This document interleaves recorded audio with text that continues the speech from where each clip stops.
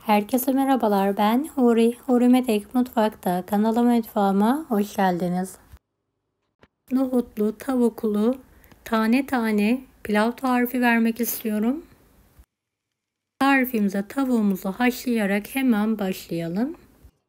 Yıkadığım tavuğu geniş bir tencerenin içine alıyorum. Üzerine geçecek kadar suyla dolduruyorum. Kapağını kapatarak ocağın üzerine alalım. Akşamdan suda beklettiğim 1 su bardağı nohutum var. Üzerine geçecek kadar suyla haşlamaya bırakıyorum.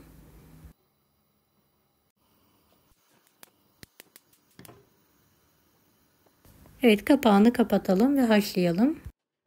Tavuğumu kontrol ediyorum. Yumuşamış. Tuz ekliyorum. 2 tatlı kaşığı tuz ekledikten sonra karıştırıyorum. Ve bir miktar daha haşlamaya bırakıyorum.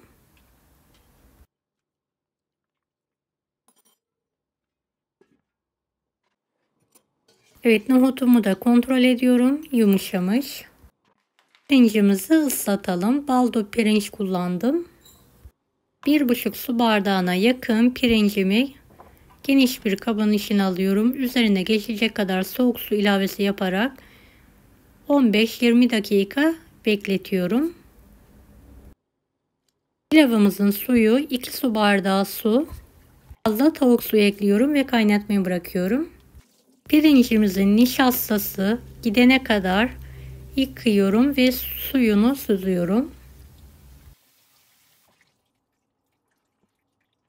Evet, tavuğum haşlandı. Fazla suyunu süzerek servis tabağına alıyorum ve soğutmaya bırakıyorum. Beni hangi ülkeden veya şehirden izliyorsunuz merak ediyorum. Yoruma yazarsanız sevinirim. 1 yemek kaşığı tereyağını biraz zeytinyağı ile eritelim.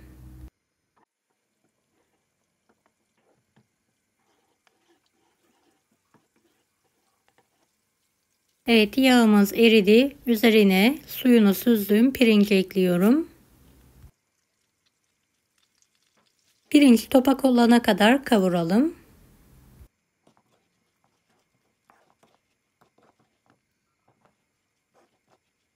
Yağımızı yüksek olacak şekilde ayarlayalım ve sürekli karıştıralım.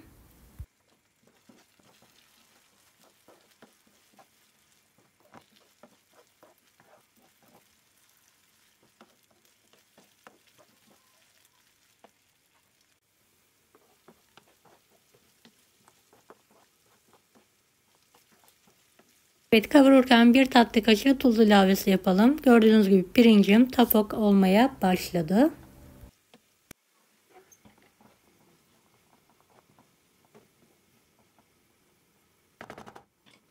Suyunu süzdüğüm nohutları ekliyorum.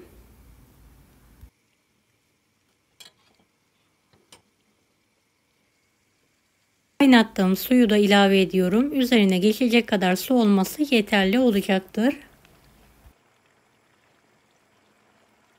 Pirincimizi önceden ıslattığımız için biraz suyu az çeker.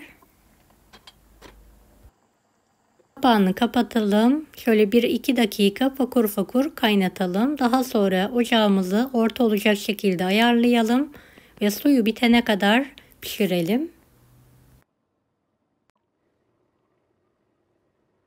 Evet, gördüğünüz gibi suyu bitmek üzere.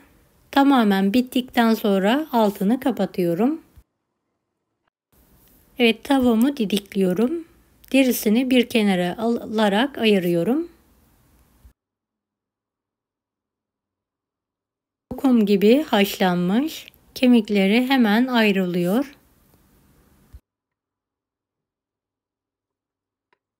Köy tavuğu olduğu için sanki kaz eti gibi çok lezzetli oluyor.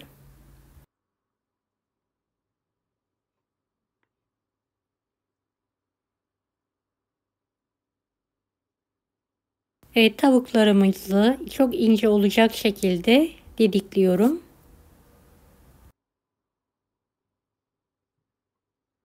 Hem nohutlu tavuklu pilav hem de suyundan çorba hazırlayabilirsiniz. Tavuğumuz hazır. Demlenen pilavımı karıştırıyorum. Gördüğünüz gibi tane tane oldu. Harika. Bol nohutlu.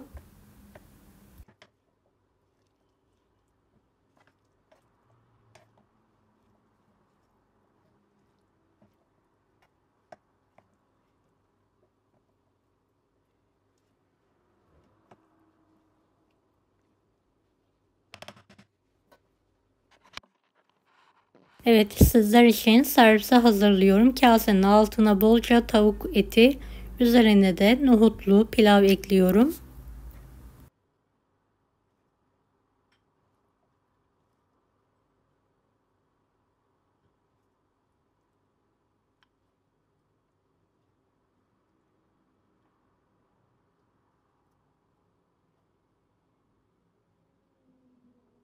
Sıkı sıkı bastıralım.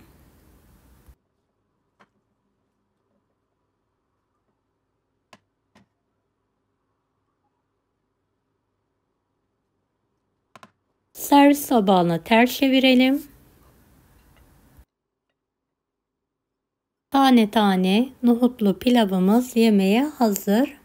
Kanalıma ücretsiz abone olmayı unutmayın. Bir dahaki videolarda görüşmek üzere. Allah'a emanet olun. Hoşça kalın. Daha farklı tarifler için bunları da izlemeyi unutmayınız.